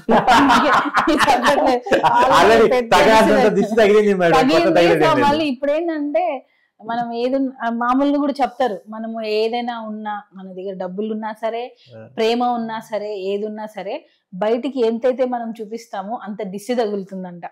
సో నాకు అనిపించి మళ్ళీ మంచి అవార్డు తీసుకునే టైంలో కలుగుతాం. ఎందుకంటే ఇప్పుడు ఏదైనా చెప్తే మళ్ళీ ప్రెషర్ పెరిగి ఎందుకు అని రిస్క్, అంతే, ఇంకేం లేదు సార్. అంటే నరదిష్టి అనేది ఉంటది. సో మనిషి చూపులోనే పాజిటివ్ గా మనకి వైబ్రేట్ అయిందని అంటే ఓకే, ఒక మనిషి మనల్ని చూసి కుళ్ళుకుంటారు, ఎందుకు మంచిగా జరుగుతుంది. నెక్స్ట్ మంచి హిట్ సాంగ్ తో అందరి ముందుకు సార్ స్క్రీన్ మీద చూడండి సార్. అంతే, ఒక్క పదం చెప్పండి. తెలంగాణ కొరియోగ్రాఫర్స్ ప్రెసిడెంట్ మిమ్మల్ని ఎలక్షన్ నుంచి తీసివేయటం Telangana sir, choreographers association president sir, మన TFDDA TFDDA నుంచి ప్రెసిడెంట్ అంటే సార్ బేసిక్లీ సార్ అది తీసేయటం అనేది ఎవరికి హక్కు లేదు సార్. అవును, అసలు ఎవరు తీయకూడదు సార్ అది. ఎందుకనంటే ఎలిగేషన్సే ఉన్నాయి కాబట్టి మిమ్మల్ని తీసివేయటం, ఆ ఎలక్షన్ జరపడం అది పక్కన పెట్టేస్తే మీకు మద్దతుగా ఉన్నటువంటి వాళ్ళ మెంబర్షిప్ కూడా రద్దు చేస్తున్నారు అంటున్నది మేము వింటున్నాం. సార్ అది ఏది ఉన్నా కూడా sir I will fight with court sir. So లీగల్గా ఏది ఉందో అది నేను ప్రయత్నిస్తాను సార్. అయినా సార్ ఇప్పుడు ఈ ప్రెసిడెంట్ ఇది సార్ వాస్తవం చెప్పాలంటే ప్రెసిడెంట్గా నేను వెళ్ళింది అక్కడ ఉన్న వాళ్ళకి హెల్త్ ఇన్సూరెన్స్ లేదు సార్. హెల్త్ ఇన్సూరెన్స్ చేపిద్దామని చెప్పి వెళ్ళాను సార్. అలాగే ఇల్లు లేవు సార్, చాలా కష్టపడతారు. ప్రతి ఒక్క డాన్సర్స్కి సార్, నేను ఈరోజు డాన్సర్స్ గురించి చెప్తాను సార్. ఒక డాన్సర్ లైఫ్ స్పాన్ 10 సంవత్సరాలు 15 సంవత్సరాలు. దాని తర్వాత మోకాలు అరిగిపోతాయి, ఓకే, జాయింట్స్ అరిగిపోతాయి. దాని తర్వాత తను పని చేసుకోలేదు. ఈ 15 సంవత్సరాల్లోనే తను ఇల్లు కట్టుకోవాలన్నా, సెటిల్ అవ్వాలన్నా, ఏం చేయాలన్నా 15 సంవత్సరాల్లోనే. సో ఈ 15 సంవత్సరాల్లో 600 మంది డాన్సర్స్లో ఎంతమంది సెటిల్ అయి ఉంటారు సార్? ఏళ్ళ మీద వేసుకుంటే నేను, Shekhar master, Ganesh master, Raghu master, మన Bhanu master, Annie master, so Jithu master, ఇలా చాలా మంది ఉన్నారు, Shirish master, Jithu master, so ఇంకా అందరు ఉన్నారు పేర్లు. Okay okay okay okay. So అంత 10 అంటే ఏళ్ళ మీద ఉంది, 10-20 మంది మహా అంటే అంతే సార్. ఒక 100 వర్క్ మంది చేసేవాళ్ళు. సరే 100 మంది 100 మంది ఇంకా 500 మంది పెండింగే. 500 మందిలో యావరేజ్గా పనిచేసే వాళ్ళు 100 మంది తీసేయండి సార్. సో 400 మంది సార్ వాళ్ళకి వర్క్ లేక వాళ్ళ ఉన్న పరిస్థితిలో అంటే పిల్లలు స్కూల్ ఫీజులు కట్టుకుంటారా, తర్వాత ఇల్లులు చూసుకుంటారా, ఆరోగ్యం బాగాలేకపోతే ఆరోగ్యం చూసుకుంటారా, ఇది చేస్తారు. సో ఇలాంటి పరిస్థితులు ఉన్నాయి sir. Not only film industry dancers sir, షోల్లో చేసే పిల్లలు కావచ్చు, అవును, మన జానపదాలు చేసే వాళ్ళ పిల్లలు కావచ్చు, వీళ్ళందరూ కూడా సార్ డాన్సర్స్ కావచ్చు, సింగర్స్, మెయిన్ డాన్సర్స్ సార్. తర్వాత ఫైటర్స్ కూడా సార్ వాళ్ళకి చాలా డేంజర్ సార్. అది గబక్కన ఏదైనా అయిందని అంటే లైఫ్ వాళ్ళది ఇదైపోతుంది సార్. సో వీళ్ళందరికీ కూడా ఏదో చేయాలి. సో నేను డాన్సర్స్ యూనియన్లో ఉన్నాను కాబట్టి, సో మన డాన్సర్స్లో ఏంటి మెయిన్ హెల్త్ ఇన్సూరెన్స్. ఆ హెల్త్ ఇన్సూరెన్స్ చేయాలని చరణ్ గారితో మాట్లాడాను. చరణ్తో మాట్లాడిన తర్వాత ఆయన అందరికి నేను చేపిస్తానని చెప్పి ఆయన మాట ఇచ్చినారు. ఆయన అది అప్రూవల్ అయింది, జరుగుతుంది అది. Okay sir. అది తర్వాత అందరికి ఇల్లు కట్టుకోలేరు. సో ఇల్లు అనేది ప్రతి ఒక్కరు డ్రీము. ఈ సీనియర్స్ చాలామంది సీనియర్స్ అంటే ఇప్పుడు ఏదైతే TFT-DDA యూనియన్ ఉందో, ముక్కురాజు గారు స్థాపించిన యూనియన్ ఉందో, సీనియర్స్ కష్టపడి, దాని తర్వాత సూపర్ సీనియర్స్ వాళ్ళ కష్టపడి వాళ్ళ రక్తాలు చెందించి చెమట రూపంలో చెందిస్తే ఆ యూనియన్ తయారయ్యి ఈరోజు మేము వాళ్ళు పూల బాటలు వేస్తే ఇప్పుడు మేము హ్యాపీగా నడుచుకుంటూ వెళ్తున్నాం. సో అలాంటి వేశారు. సో అలాంటి సీనియర్స్ గురించి, అలాంటి డాన్సర్స్ గురించి మేము ఏం చేయాలి? మమ్మల్ని ఇంత ఆ యూనియన్ మమ్మల్ని ఇంత స్థాయిలో పెట్టింది. సో అప్పుడు నేను వాళ్ళకి ఏదో చేయాలంటే ఏంటి, అందరూ సంపాదించుకోలేరు, అందరూ ఇల్లులు కట్టలేరు. వాళ్ళకు ఒక ఇల్లులు కట్టించి ఒక dancers colony, so choreographer dancers colony అని చెప్పి ముక్కురాజ్ మాస్టర్ గారి ఒక విగ్రహాన్ని అక్కడ పెట్టి ఆ కాలనీని క్రియేట్ చేసి దాంట్లో 600 మంది కుటుంబాలకి ఒక డబుల్ బెడ్రూమ్ ఇల్లులు తీసి ఇవ్వాలనేది నా ఒక ఇది. దీని గురించి నేను దాంట్లోకి చేరాను సార్. సో మెయిన్ నాకున్న పరిచయాలు కావచ్చు, ఇదంటే అంటే నేను అనుకుంది ఏంటంటే సార్, ఇక్కడి నుంచి వెళ్ళి హెల్త్ ఇన్సూరెన్స్ చరణ్ గారు చెప్పాను అయిపోయింది, చరణ్ సార్ చెప్పాను అయిపోయింది. తర్వాత ఈ ఇల్లులు అనేది ఏ గవర్నమెంట్ ఉంటే ఇక్కడ కావచ్చు, కళ్యాణ్ అన్న కావచ్చు, రేవంత్ రెడ్డి గారు కావచ్చు. సో సార్ మా డాన్సర్స్ లైఫ్ స్పానే 15 సంవత్సరాలు సార్, ఇది అయిపోతుంది. జనాల్ని ఎంటర్టైన్ చేయడానికి, జనాల్ని ఏమంటారు హ్యాపీగా ఎంటర్టైన్ చేయడానికి 30 సంవత్సరాల నుంచి 40 సంవత్సరాల నుంచి చేసుకుంటూ వస్తున్నారు. ఈరోజు వాళ్ళకి సొంత ఇల్లు లేవు, ఒక 3 పూటలు తినడానికి కూడా లేదు. సో అలాంటి వాళ్ళకి ఒక ఇల్లు తీసిస్తే బాగుంటుంది అని చెప్పి గవర్నమెంట్కి ఎవరైతే ఉంటారో వాళ్ళకి నేను ఫిర్యాదు చేసి అక్కడి నుంచి ఏదైనా స్థలం తీసుకుంటే మా దగ్గర ఒక స్థలం ఉంది సార్. ఆ స్థలంలో ఇల్లులు కట్టించి, అంటే వాళ్ళు ఇచ్చే ఫండ్స్ కావచ్చు, లేదంటే అక్కడి నుంచి ఏదైనా ఆర్డర్స్ ఇస్తే ఆ ఫండ్స్ తీసుకొని గవర్నమెంట్ ఇల్లులు కట్టిస్తే ఆ ఇల్లులు తీసుకొని దాంట్లో వాళ్ళు సుఖంగా ఉంటే చూడాలనేది నా ఒక డ్రీమ్ సార్. సో దీని గురించి ప్రయత్నించడానికి నేను గవర్నమెంట్ అనే కాకుండా ఫిలిం ఇండస్ట్రీలో నుంచి ప్రొడ్యూసర్స్ దగ్గర నుంచి, డైరెక్టర్స్ దగ్గర నుంచి, హీరోస్ దగ్గర నుంచి, డిఓపీస్ దగ్గర నుంచి, హీరోయిన్స్ దగ్గర నుంచి, వీళ్ళందరి దగ్గర డబ్బులు కలెక్ట్ చేసి నేను అనుకుంది సార్, పోయి అన్న మేము ఇలా అనుకుంటున్నాము, సో వాళ్ళకి ఒక ఇల్లులు వస్తాయి, వాళ్ళు లాస్ట్లో చనిపోయేటప్పుడైనా కూడా మేము సొంత ఇంట్లో ఉన్నాము అనే ఒక ఒక ఒక తృప్తి అయినా మిగులుతుంది అని చెప్పి వాళ్ళ దగ్గర పోయి, and not only this industry sir, అటు సైడ్ నేను మన ఈ విషయం నేను పునీత్ రాజ్ గారితో కూడా మాట్లాడాను. ఓకే, ఇది చనిపోయినారు ఆయన, సో ఆయన ఎక్కడ బాగుండాలి. సో పునీత్ రాజ్ గారు ఆయనతో నేను డిస్కషన్ చెప్పినప్పుడు, మాస్టర్ సూపర్ ప్లాన్, ఖచ్చితంగా మీరు రండి నేను హెల్ప్ చేస్తాను అని చెప్పి పునీత్ సార్ కూడా మంచి మనిషి, చాలా మంచి వ్యక్తి ఆయన. సో హెల్ప్ చేస్తా అని చెప్పారు. సో సుదీప్ సార్ గురించి చెప్తా, ఆయన కూడా నేను చెప్పడం జరిగింది. సో ఆయన కూడా ఎనీ టైం మాస్టర్ మేము ఖచ్చితంగా ముందుంటామని చెప్పి. అండ్ అలానే తమిళ ఇండస్ట్రీలో కూడా నేను నెల్సన్ సార్తో వీళ్ళందరితో కూడా డిస్కషన్ చేశాను. సో ఇలా అంటే ఎవరు అన్ని సల్మాన్ సార్ దగ్గర కూడా మాట్లాడాను అనమాట. సో మీరు ఎప్పుడైతే అనుకుంటారో రండి అందరూ మేము హెల్ప్ చేస్తాము అన్నట్టుగా. అంటే ఈ ప్రాసెస్ జరుగుతున్న టైంలో ఇవన్నీ వచ్చి అన్నీ ఆగిపోయినాయి. పాపం వాళ్ళ పరిస్థితి ఏమో తెలియదు. కాదు సార్, ఇప్పుడు ఇవన్నీ జరుగుతున్న టైంలో తెలియకుండానే జరిగిపోయింది సార్, ఆగిపోయింది. దీని వెనకాల ఉన్నది ఎవరు మీరు చెప్పండి మేడం. దేవుడు చేస్తాడు. దేవుడు కుట్ర చేయడు మేడం. లేదు, దేవుడు ఏం చేస్తాడంటే పరీక్ష పెడతాడా? తుఫాన్ వచ్చే ముందు సైలెన్స్ అయిపోతుంది మొత్తం. అంటే ఒక ది బెస్ట్ ఏదో ఉంది ముందు, అందుకే ఈ సైలెన్స్. మీరు చెప్పిన ప్రకారం సూర్యుడి కాంతిని అరచేత్తో ఆపలేరు అంటారు. అంతే కదా. ఇప్పుడు ఏదైనా ఒక పెద్దది మనకి మంచి జరుగుతుంది అన్నప్పుడే ఇలాంటిది ఒకటి జరుగుతుంది. నేను ఇవన్నీ స్ట్రాంగ్ గా నమ్ముతా, ఏది జరిగినా మన మంచికే. నేను అడిగింది ఏంటంటే, ఆ సూర్యుడి ముందు అరచేయి అడ్డం పెట్టింది ఎవరో చెప్పాలని. ఆ చెయ్యి ఎవరిది అనేది అదే అంటారా, దేవుడిదే. అదే ఏం చేసినా ఏమండి మీరు ఒకటి చెప్పండి, ఇప్పుడు శివుడాజ్ఞ లేనిది చీమైనా కుట్టదు అంటారు, నిజమా కాదా? నమ్ముతారు చాలా మంది. మీరు నమ్మరా? ఓకే, చెప్పండి. ఇప్పుడు శివుడు ఆజ్ఞ లేనిది చీమైనా కుట్టదు, దేవుడు ఆజ్ఞ లేనిది ఆకైనా కదలదు అని అంటారు. సో ఏదైనా సరే, మంచి అయినా చెడైనా ఏదైనా, ఇది ఈ టైంలో ఇలా జరగాలని ఉంది, జరిగింది. సో అది మనం పాజిటివ్గా తీసుకొని, మన మాస్టర్ ఇందాక చెప్పారు, మన ఎవరో తెలుసుకొని, మాస్టర్కున్న ఒక మంచి క్వాలిటీ ప్లస్ వీక్నెస్ ఏంటంటే అందరినీ ఈజీగా నమ్మేస్తారు. అది మంచి క్వాలిటీనా వీక్నెసా? రెండు. అది సిచ్యువేషన్ ని బట్టి కొన్ని మారుతున్నారు. మాస్టర్ ఏంటంటే అందరూ మన వాళ్ళే, అందరూ మన మంచి కోరుకుంటారు అని నమ్మడం వల్ల కొన్ని ప్రాబ్లమ్స్ వస్తాయి. ఓకే, సపోజ్ నేను ఈరోజు బర్గర్ తినాలనుకున్నా, నాకు బర్గర్ తినే రాసి పెట్టలేదు, లేదా ఇంకొక వస్తువు కొనుక్కోవాలనుకున్నా, అది నాకు రాలేదు, అది పోతే ఒక దరిద్రం పోయింది అనుకో, వదిలేయాలి అంతే తప్ప. అంటే ఏమో అది ఉంటే నాకు హాని జరుగుతుందేమో, ఆ బర్గర్ తిని నాకు ఫుడ్ పాయిజన్ అవుతుందేమో, అందుకే నేను ఆ రోజు అది తినలేకపోయా. ఆ రోజు నేను మంచి వెజ్ తినాల్సి వచ్చింది. ఆ రోజు మనం అనుకో వెజ్ ఏంటవా అనుకుంటాం. ఆ రోజు మనం ఏదైనా సరే దేవుడు రాసి పెడితేనే ఏదైనా జరుగుతుందని నేను అది స్ట్రాంగ్గా నమ్ముతాను. అంటే దేవుడు ఆజ్ఞ లేనిది చీమైన కుట్టదని చెప్పింది సార్, దాంట్లోనే అన్ని సమాధానాలు వచ్చేస్తాయి సార్. వాస్తవం ఏంటంటే ఈ సమాజం మొత్తానికి తెలియాల్సిన విషయం, ఈ వీడియో నుంచి చాలా మంది మాత్రం మీ మీద దిష్టి కొట్టారు, కుట్ర చేశారు అనేది మాత్రం చాలా మంది నమ్ముతున్నమాట. నిజమని మీకు తెలుసో లేదో, మీరు నమ్ముతున్నారో లేదో తెలియదు, కానీ మీ అభిమానులు మాత్రం నమ్ముతున్నారు. ఎందుకంటే జానీ మాస్టరే కష్టం మీద కష్టం, కావాలని కష్టం, ఒకదాని కాదు ఒకటి కాదు. ఇప్పుడు ఎంతో రారీ డ్రైవర్ కొడుకు జాతీయ అవార్డు అడ్డుకోవడం అంటే అందరికీ సాధ్యమా సార్? ఇంతవరకు తెలుగులో అలాంటి కొరియోగ్రాఫర్ ఉన్నాడు సార్? దీనికి నేను ఒక్కటి చెప్తా.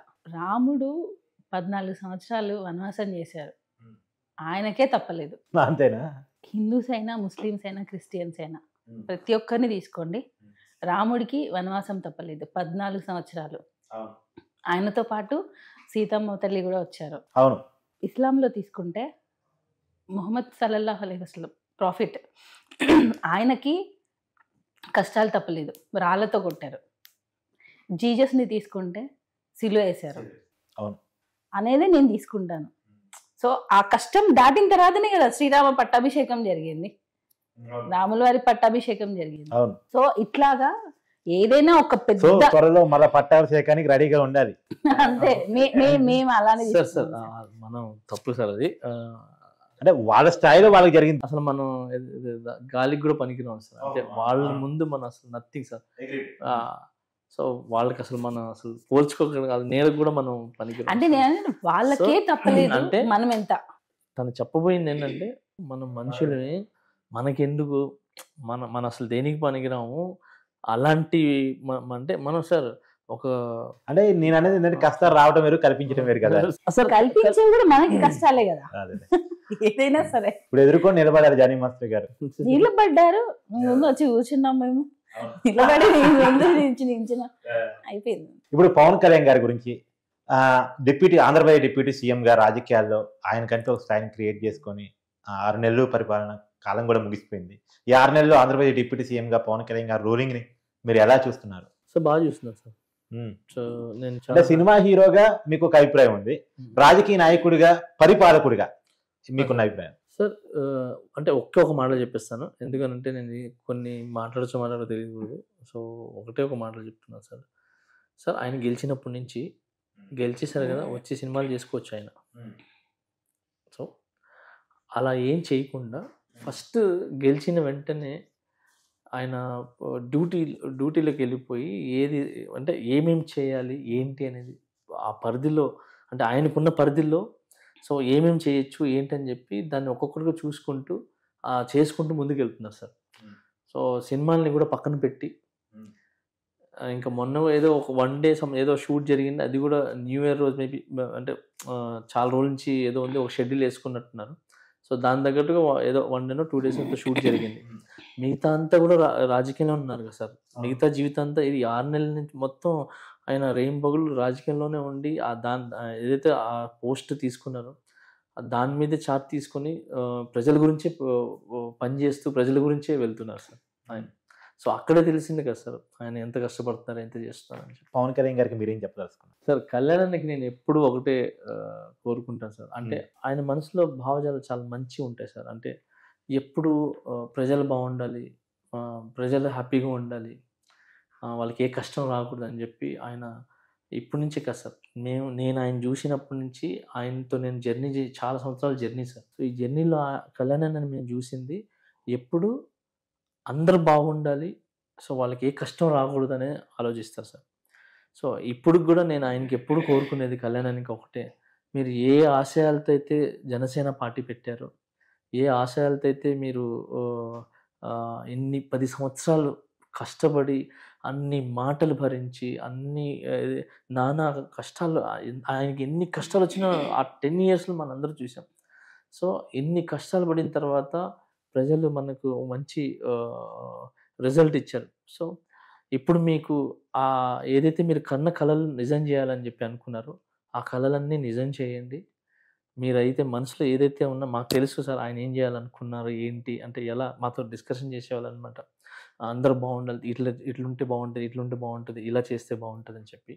సో అవన్నీ కూడా కళ్యాణ్ చెయ్యాలని తొందరలో మన ఏదైతే ఆంధ్రప్రదేశ్ ఉందో సో అది ఒక మంచి స్థాయిలో ఉండాలని. అది కనపడుతుందా? మార్పు ఏమన్నా స్టార్ట్ అయినట్టు కనపడుతుందా? సార్ 6 months అయింది కదా, జరుగుతుంది కదా సార్. సో ఇంకా ముందు ఖచ్చితంగా చంద్రబాబు నాయుడు గారు పవన్ కళ్యాణ్ వాళ్ళు ఇద్దరిని కలిపి సార్ చంద్రబాబు నాయుడు గారు కూడా మంచి విజన్ ఉన్న లీడర్ సార్ ఆయన, అంటే నాయకుడు సార్. అది మన ఇక్కడ హైదరాబాద్లో చూసాము, సో ఆంధ్రాలో కూడా ఇప్పుడు లాస్ట్ టైంకి ఇప్పటికి చాలా మారింది సార్. సో ఇప్పుడు ఖచ్చితంగా అంటే ఇప్పుడు ఎలా ఉందంటే సార్, ఇప్పుడు చాలామందికి ఇప్పుడు ఎక్కంగానే చేసేయాలంటే కూడా కుదరదు సార్. ఇప్పుడు మీరు ఉన్నారు సార్, మీ పోస్ట్లో ఇప్పుడు నేను వచ్చాను కూర్చున్నాను, ఇక్కడ ఏమున్నాయి తెలుసుకోవడానికి నాకు కొంచెం టైం పడుతుంది సార్. అవును అవును ఖచ్చితంగా. సో అంటే మీరు ఏం సెట్ చేసిపోయినారో, ఎలా చేశారో, దీంట్లో ఎన్ని లోటుపాటులు ఉన్నాయో, ఎన్ని మంచి ఉన్నాయో ఇవన్నీ నాకు తెలుసుకోవడానికి టైం పడుతుంది సార్. అలాగా ఒక రాష్ట్రాన్ని పాలించడానికి ఎక్కిన తర్వాత ప్రజలు గెలిపించి కూర్చోబెట్టినప్పుడు ఫస్ట్ అక్కడ ప్రాబ్లమ్స్ అన్ని తెలుసుకోవడానికి కొంచెం టైం పడుతుంది సార్. సో ఎక్కిన వెంటనే మాకు అది రావట్లేదు, ఇది చేయట్లేదు అని అనుకుంటా వెయిట్ అండ్ సీ సార్. మనం చూడాలి, ఏది వాళ్ళకు ప్రతి ఒక్కరికి కొంచెం టైం ఇవ్వాలి, కొంచెం వెయిట్ చేసి చూడాలి. ఆటోమేటిక్గా అప్పుడు అన్నీ జరుగుతాయి, తెలుసుకొని తొందరగా జరుగుతారు. నేను చంద్రబాబు నాయుడు మంచి లీడర్ సార్, ఆయన నాకు చాలా ఇష్టం. గేమ్ చేంజర్ మూవీ గురించి మీ రివ్యూ? అది నేను కదా చెప్పేసి మీరే చెప్పాలి సార్, అది ఎలా ఉంది ఏంటని మీరు చెప్పాలి సార్. ఆడియన్స్ మీ నోట్ నుంచి వినాలనుకుంటున్నారు. సినిమాల గురించి బాగా తెలిసిన వ్యక్తి మీరు, సినిమాలో కొరియోగ్రాఫర్ గా పనిచేస్తున్నారు, రామ్ చరణ్ చాలా దగ్గరగా ఉంటారు. ఇక్కడ ఓపెన్ హార్ట్ గా చెప్పండి, ఎలా ఉంది సినిమా, ఇక కామన్ ఆడియన్ గా ఐమాక్స్ లో చూశారు, పొద్దునపూట చూశారు కాబట్టి సినిమా రివ్యూని మీరు చెప్పండి. సార్ సార్ నేను చూసి వచ్చాను సార్, మీరు చూసారా? నేను చూశాను. చూసారు, మీరు చెప్పండి సార్ ఎలా ఉంది? అద్భుతం. అద్భుతం ఉంది కదా సార్. నాది కూడా అదే feel సార్. ఎందుకంటే నా ఫీలింగ్ అవసరం లేదు సార్, మీ ఫీలింగ్ చెప్పండి. మేము సినిమా తీసిన సార్, మేము ఎంత చెప్పినా కూడా బాగుండదు సార్, మీరు చెప్పాలి సార్. ఓకే, ప్రజలు చెప్పాలా, అందరూ చెప్పాలి. బాగుంది సో సినిమా, బాగుంది. మొత్తం సినిమాలో మీకు నచ్చింది ఏంటి? రామ్ చరణ్ నటన మాత్రమే చెప్పకండి ఇక, లేదా మీ పాట అని చెప్పకండి, అన్ని మొత్తం చెప్పండి సార్. గేమ్ చేంజర్ సినిమా అనేది చాలా బాగుంది సార్, వెళ్ళి సినిమా చూడండి, చాలా బాగుంది. అన్ని బాగున్నాయి సార్, దాంట్లో డాన్స్లు ఉన్నాయి, ఫైట్లు ఉన్నాయి, మంచి మెసేజ్ ఉంది సార్. ఫస్ట్ మెసేజ్ ఉంది, మీరు చూడండి. దీంట్లో పవన్ కళ్యాణ్ గారి క్యారెక్టర్ ని ఇంక్లూడ్ చేస్తూ రాజకీయ నాయకుడిగా రామ్ చరణ్ నటించారు అనేది బయట నడుస్తుంది సార్. అది అంటే ఒక్కొక్కరు అభిప్రాయాలు సార్. అది యాక్చువల్లీ ఈ సినిమా స్టార్ట్ అయిన 3 years బ్యాక్ సార్. అవును సార్. సో అక్కడి నుంచి ఏమేమి ఉన్నాయనేది ఇంకా ఇప్పుడు మనం స్టోరీ చెప్పకూడదు కదా, వెళ్ళి చూస్తే తెలుస్తుంది. కానీ కనెక్ట్ కావాల్సిన వాళ్ళు కనెక్ట్ అయినంత నడుస్తుంది బయట టాక్. ఉంటుంది సార్, అది అంతే సార్, ఉంటే సార్ చూడాలి సార్, అది ఎలా తీసుకుంటారు ఏంటని చూడాలి. మొత్తం రామ్ చరణ్ తో ఎన్ని సినిమాలు ట్రావెల్ చేశారు సార్ మీరు మొత్తంగా? నేను అందరితో వర్క్ చేశాను సార్, అందరితో. చరణ్ సార్తో అయితే ఒక ఇది ఫస్ట్ సినిమా రచ్చ చేశాను సార్. తర్వాత నాయక్ బ్రూస్లీ చేశాను సార్. దాని తర్వాత ఎవడు చేశాను సార్. రంగస్థలం చేశాను సార్. ఓకే, మగధీరతో స్టార్ట్ కావాల్సిన ప్రయాణం తర్వాత రామ్ చరణ్ తో స్టార్ట్ అయింది సార్. రచ్చతో స్టార్ట్ అయింది, మంచిదే సార్. రచ్చ అవుతుంది. So I'm good sir, I'm good sir. చాలా కాలం తర్వాత, అనేక వివాదాల తర్వాత మీరు ఒక పాట చేశారు రామ్ చరణ్ కోసం. ఆ పాట గురించి మీ experience? Sir I'm very good sir. అంటే ఎక్స్పీరియన్స్ ఏముంది సార్, నేను చెప్పాను కదా ఇందాకే. ఇంకొక మాట కూడా చెప్పారు, ఇక్కడ శంకర్ పచ్చేకించి మీ గురించి చెప్పారు. ఆయన పాన్ ఇండియా డైరెక్టర్, ఆయన మీ గురించి చెప్పడం కూడా. Sir I'm very happy sir. అంటే ఆయన నా గురించి చెప్పారంటే నేను ఏమంటారు, ఆనర్గా ఫీల్ అవుతుంది సార్. ఇంతమంది హీరోలతో పనిచేశారు, మీకు ఏ హీరో అంటే ఇష్టం? నాకు అందరు హీరోలు ఇష్టం సార్.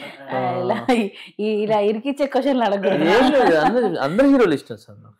అంటే నాకు అంటే ఇప్పుడు ఆల్ ఇండస్ట్రీలో చేస్తాను కదా సార్ నేను. అందరు హీరోలు నాకు చాలా ఇష్టం. ఆల్ ఇండస్ట్రీ చేస్తారు అంటే వీళ్ళు ఎక్కువ వీళ్ళు తక్కువ అని కదా సార్. అంటే ఇదేదో ఈయన గురించి చెప్తే ఈయన తక్కువ అవుతారు, ఆయన గురించి చెప్తే అలా ఏం లేదు సార్. వాళ్ళ మధ్య ఇంట్రాక్షన్ ఎలా ఉంటుంది సార్? సాధ్యం హీరోల మధ్య ఈగోలు ఉంటాయా? లేదు సార్, వాళ్ళు బాగుంటారు సార్, అందరు కలిసి ఉంటారు సార్. అంతేనా? అందరు కలిసిమెలిసి ఉంటారు సార్. మనమే బయట అది ఇది అనుకుంటారు కానీ అందరు కలిసిమెలిసి ఉంటారు సార్. సాయంత్రం మంచి ఫోన్లు చేసి మాట్లాడుకుంటారు సార్ వాళ్ళందరూ. మనం ఇట్లా అనుకొని చేస్తాం, బట్ అందరూ కలిసిమెలిసి ఉంటారు సార్, బాగుంటారు. గేమ్ చేంజర్ ద్వారా మరోసారి మీరు గేమ్ చేంజర్ కాబోతున్నారా అంటే ఇండస్ట్రీలో మళ్ళీ కొరియోగ్రాఫర్ గా? 100% అవుతుంది సార్. అంతేనా సార్? మిస్ అయిన జాతీయ అవార్డుని తొందరగా కొట్టబోతున్నారంటే? ఖచ్చితంగా సార్, ప్రయత్నిస్తాను సార్, 100% ప్రయత్నిస్తాను. కొడతానని మనం చెప్పకూడదు సార్, దేవుడి వాళ్ళు. అవును అవును. మిస్ అయిన దాంతో కలిపి 1+1 ఆఫర్ తీసుకుందాం సార్, అంతే. మీ అందరు బ్లెస్సింగ్స్ ఉంటే, ప్రజల బ్లెస్సింగ్స్ ఉంటే, ప్రేక్షకుల బ్లెస్సింగ్స్ ఉంటే, మనం చేసే పని కరెక్ట్గా సక్రమంగా మనం హానెస్ట్గా చేస్తే ఖచ్చితంగా మనం అక్కడికి వెళ్ళిపోతాం సార్. గేమ్ చేంజర్ మూవీలో హైలైట్ అంటే? అన్ని హైలైట్స్ ఉన్నాయి సార్.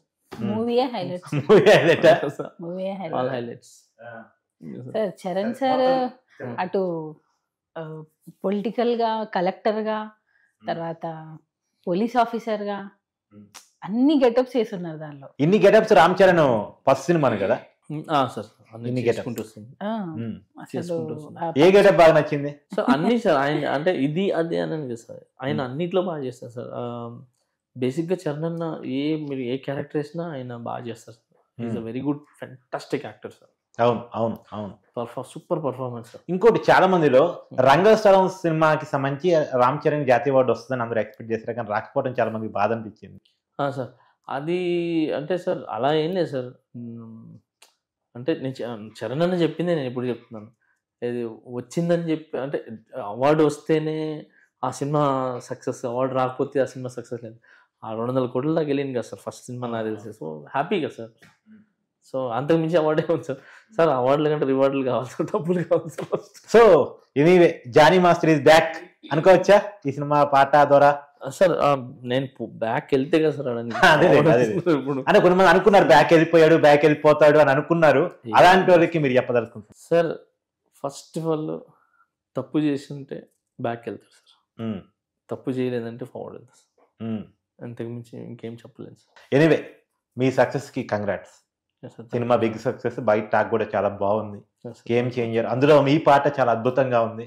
Yes, sir. శంకర్ ప్రత్యేకించి నేను చెప్పేదే ఉంది, శంకర్ గారు చెప్పిన తర్వాత. Thank you sir, thank you so much sir. Game changer cinema గురించి మా ఆడియన్స్ కోసం ఒక 2 మాటల్లో చెప్తాను. గేమ్ చేంజర్ సినిమా చాలా బాగుంది. థియేటర్కి వెళ్ళి చూడండి, ఫ్యామిలీతో వెళ్ళి చూడండి. ఒకవేళ అంటే జాగ్రత్తలు వహిస్తూ తీసుకుని వెళ్ళండి. అండ్ దాంతోపాటు వచ్చే సినిమాలన్నీ కూడా చాలా బాగుంటాయి. అన్ని సినిమాలు చూసి ఈ సంక్రాంతిని హ్యాపీగా గడపండి. అందరికీ సంక్రాంతి శుభాకాంక్షలు. సార్, మీరు జాగ్రత్త అని పదం చెప్పారు కాబట్టి ఈ మధ్యకాలంలో శ్రీతేజ్ని మీరు పరామర్శించారు. ఆ ఒక్క మాట శ్రీతేజ్ చూసినప్పుడు మీకు అనిపించాను? సార్ వెళ్ళాను సార్, బాగుంది సార్, చూసి వచ్చాను, బాగుంది. తేజ్ అన్నప్పుడు కళ్ళు తెరిచి బాగా మాట్లాడటం మీన్స్ చూస్తున్నారు.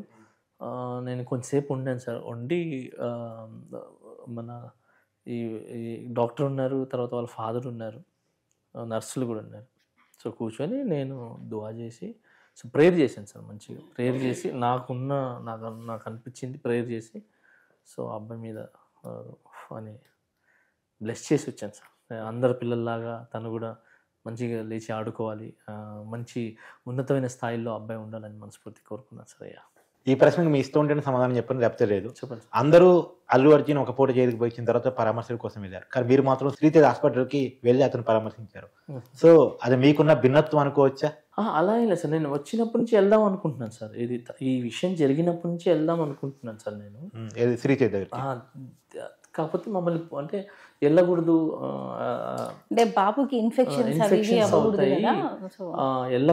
సార్. అప్పటికి వెళ్ళారు, అంతవరకు సంతోషం. అందరిలాగా మీరు ఆలోచించడం, మీరు భిన్నంగా ఆలోచించారు. మనం పరామర్శించింది బాధితుడిని కదా అని చెప్పి అనుకున్నారు, ఆ మేరకు చెప్తాను. అంటే అలా ఏం లేదు, నాకు అనిపించింది వెళ్ళాలని, కలవాలనిపించింది. అంటే ఇక్కడే కదా సార్, నేను లాస్ట్ ఎవరికైనా బాగాలేకపోయినా, ఎవరికైనా ఏదైనా ఇబ్బందులు ఉన్నా సార్, మెయిన్ ఆరోగ్యం సార్. ఆరోగ్యం లేకపోతే మనిషి ఏం చేయలేరు. సో అందుకే నాకు ఎవరైనా ఆరోగ్యం బాగాలేదంటే నేను వెళ్ళి చూసేస్తూ ఉంటాను. ఇప్పుడు కూడా మేము దాన్ని కరెక్ట్గా చూసుకొని వెళ్ళాలనుకుంటున్నాం మేము. రీసెంట్గా కూడా మొన్న జరిగింది కదా, పిల్లలకి మన ఎక్కడికో వెళ్ళేసి వస్తుంటే యాక్సిడెంట్ జరిగి ఇద్దరికి ఇష్యూ అయింది కదా సార్. సో వాళ్ళ ఇల్లు కూడా నేను మార్నింగ్ అన్నాను, కనుక్కోండి, వెళ్ళేసి కొంచెం వాళ్ళ ఫ్యామిలీని పరామర్శించ వద్దాం. గేమ్ చేంజర్ మూవీకి వెళ్ళొస్తూ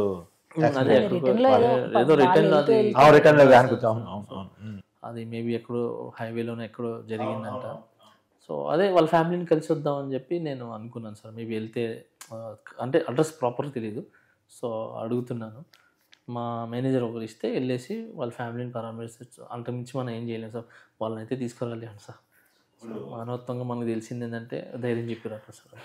ఎనీవే సార్, సంక్రాంతి శుభాకాంక్షలు. Thank you so much. Thank you అండి, థ్యాంక్ యూ సో మచ్. అందరికీ సంక్రాంతి శుభాకాంక్షలు. హ్యాపీగా ఎంజాయ్ చేయండి.